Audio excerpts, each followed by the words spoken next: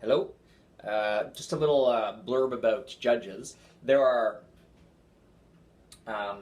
as a group, there are about five major groups involved in skating: skaters, parents, coaches, evaluators, judges, and board. Now, each of those should probably be subdivided. I don't know how you'd subdivide skaters. I guess competitive and non-competitive, or in my day, competitive and recreational, or up till recently, competitive and star skate. Parents, I don't know how you divide them. Coaches, I don't know how you divide them. I guess you divide them by level 1, 2, 3, 4, 5. I don't believe we have any level 5 coaches in Canada. And then judges, you'd probably divide by judges and evaluators. I've done a video on that earlier.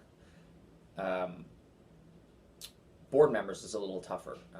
Board members tend to be one of the other groups already, and I would definitely subdivide them by club board, section board, national board, Skate Canada board. Three totally different groups, and I guess beyond that, there's an ISU board, but I really have no. I've never had any contact or need to be involved in the international boards. Um,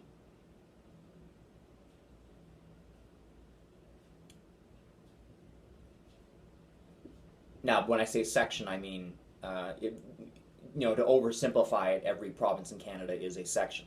So section refers to the provincial boards. Certainly in Nova Scotia, that's how it works. The Nova Scotia section is Nova Scotia, and they elect a board to deal with things in Nova Scotia. And it tends to be a little bit like the States, where the sections actually have more control over skating within their province than the Skate Canada does. Um, anyway, that's not what we're talking about. We're talking about judges. So couple things about judges slash evaluators.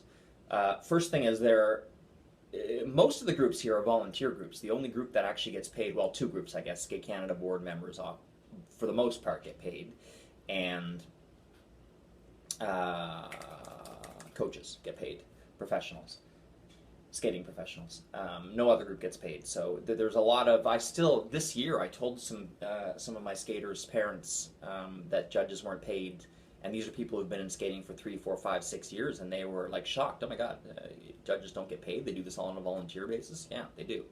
And that, my general impression. There's only a couple. Really, there's only two groups in Canada of those five that I've had. I had to subgroup them, but there's only two groups that I generally have kind of an overwhelmingly positive relationship with. One of them is judges, and one of them is Skate Canada. Um,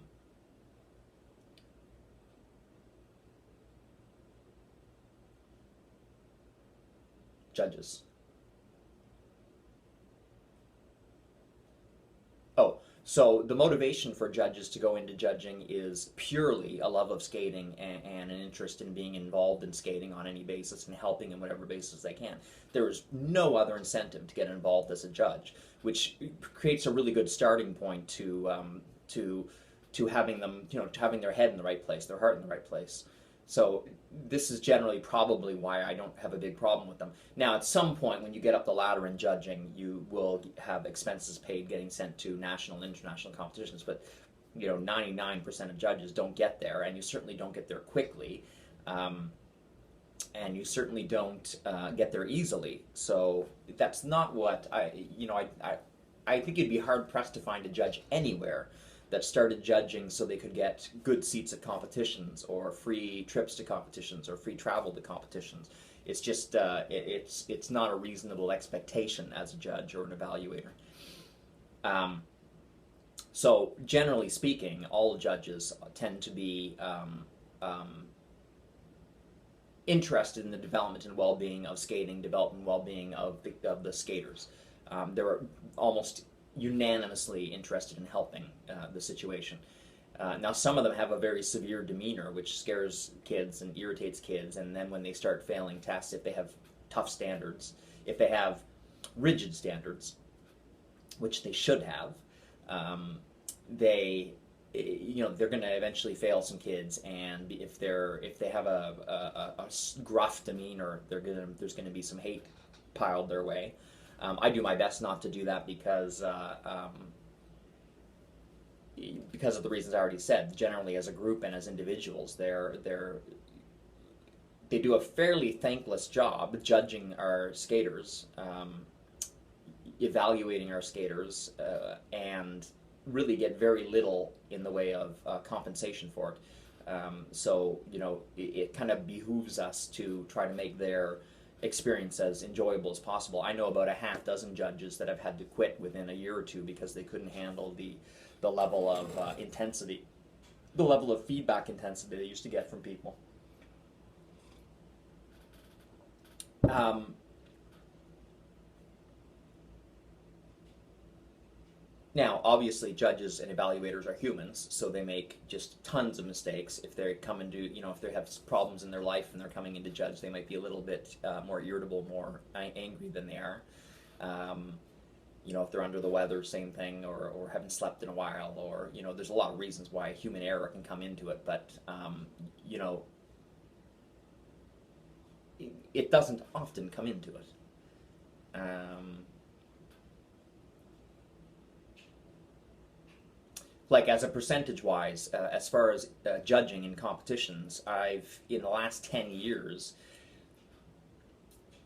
I've had maybe two results and it was at the same year in Labrador at provincials, where I had two kids who after they skated, watching all the event of 16 kids, I thought they'd be around fifth or sixth, and they both ended up around 11th and 12th, and I thought that was, having talked with other coaches and seen the whole event, I thought that was wrong. It was a mistake. So that's two kids in two events over a 20-year period, which it probably includes something like 500 different events, maybe more than that. I'd say at least 500 different events. So I had two results I think were wrong that they made mistakes on out of 500. Now a lot of that, a lot of the judging bias is mitigated by having a judging panel. You don't have one person deciding things, then the bias becomes too obvious. You generally have three people, and I think at provincials you have five people, and you generally have a panel. So if one person's way out of whack and sees things incorrectly, or more likely if everybody's a little out of whack in different ways, it should even out that it ends up being the correct result. And more often than not, as I just demonstrated, probably 90, 95, 98% of the time, especially with the new judging system now that some bias has been taken out of the system itself, the judging system, it's 99% of the time you're going to get the right result or around the right result. Now you can't freak out if there's 10 people in an event and your kid comes third instead of second. That's that's the right general area. If they should have been second and came ninth, that's a little bit of a that's more of an error and more of a reason to freak out. But I never I never try to fine tune my expectations too much, because there is always going to be a little bit of variance, a little bit of difference of opinion. Everybody has a different opinion, everybody. So you're looking at the balance of opinions when you look at judging and evaluating. But as I said, for the most part, as far as groups, in massive groups in Canada, judges are probably the most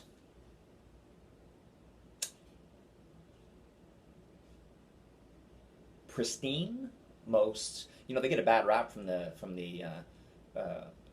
for a few massive international events that have happened and some corruption, but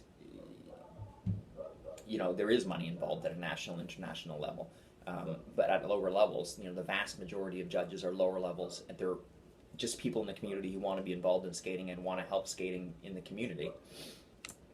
There's absolutely no motivation for corruption or favoritism or any of that. Now, obviously, again, humans, that all comes into play now and then, but as a group, they're the most pristine, most correct, most undisputably functioning group in Canada, I would say, and certainly in my opinion and experience after 35 years in skating. Bye.